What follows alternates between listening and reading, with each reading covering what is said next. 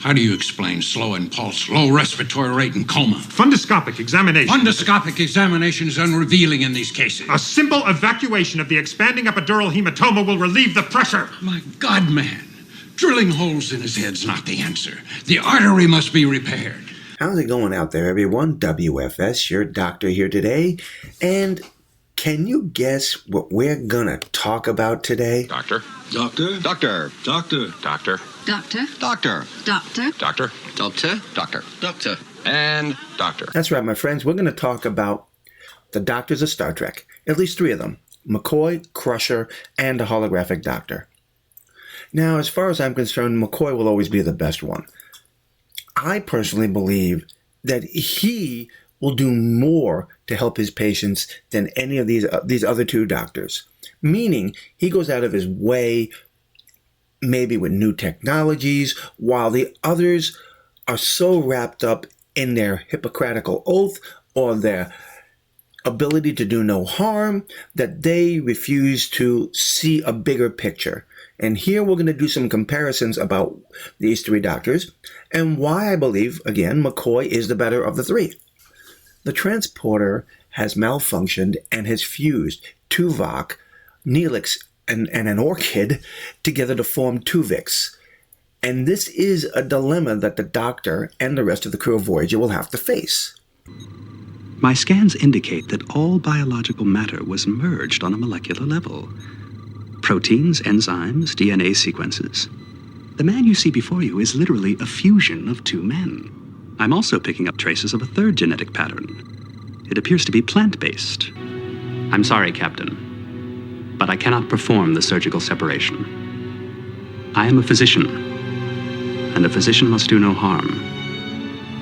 I will not take Mr. Tuvik's life against his will. So, the doctor all of a sudden has developed a conscience on whether or not he can do any harm to Tuvix. Tuvix doesn't want to give up his life, and the doctor says, I can't do it because it's in good conscience. I cannot allow this because as a doctor, I promise to do no harm. Yet earlier in the episode, he was finding or researching ways to separate him. So he was planning on doing harm.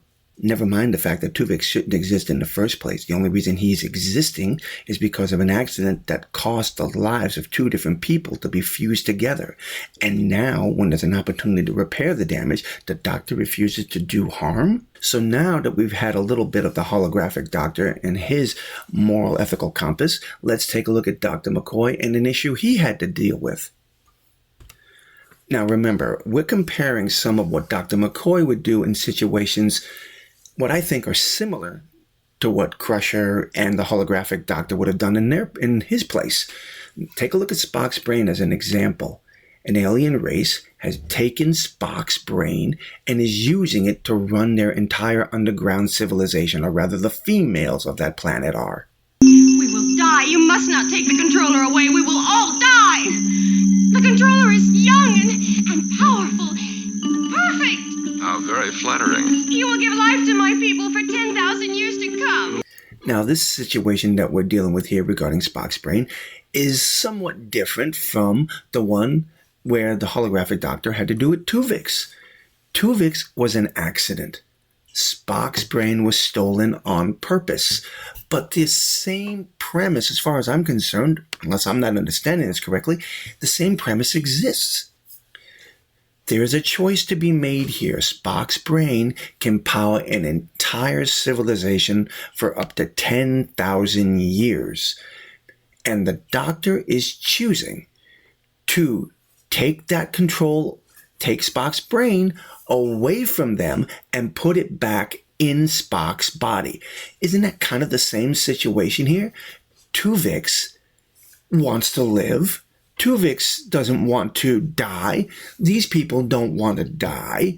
The controller, Spock's brain, must be taken out and put back in Spock's body to live. The doctor is being faced with a choice here. Does he let an entire civilization fall apart to save one individual? Or does his doctor's oath, his Hippocratic oath, allow him, because remember, the holographic doctor said, my doctor's oath is I can do no harm. Dr. McCoy is he about to do harm here? He's about to put Spock's brain back in his body, and he is about to cause the collapse of a civilization that has lasted for thousands of years. Now, Kirk said that he would help, and he would have engineers help them learn how to survive, but it still doesn't change the issue that we're dealing with here when it comes to McCoy. He has an obligation to repair the damage that these people did. Spock's brain, his body was dying, and McCoy had a choice. I can let this entire civilization survive for thousands of years on Spock's brain, or I can repair the damage. Meanwhile, we have the holographic doctor who has said, I can do no harm. I have the ability to repair the damage that an accident has caused, but I would rather, because Tuvix doesn't want to die, I'd rather cause harm and cause pain to my fellow crew members by allowing two people to stay merged into one person. I don't know. Dr. McCoy seems to have a better way of handling this than the holographic doctor. Now let's talk about Beverly Crusher and the dilemma she faces as a healer. Look out!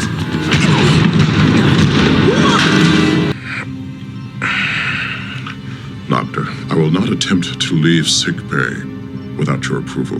The restraining field is not necessary. There is no restraining field. You can't move because one of the containers shattered 7 of your vertebrae and crushed your spinal cord. Now, Worf has a serious problem. Several of his vertebrae were snapped, and his spinal cord was crushed.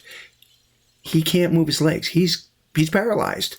And this would be a serious nightmare for a Klingon. Now, Dr. Crusher has just informed Worf that his paralysis is permanent. There's no cure for it.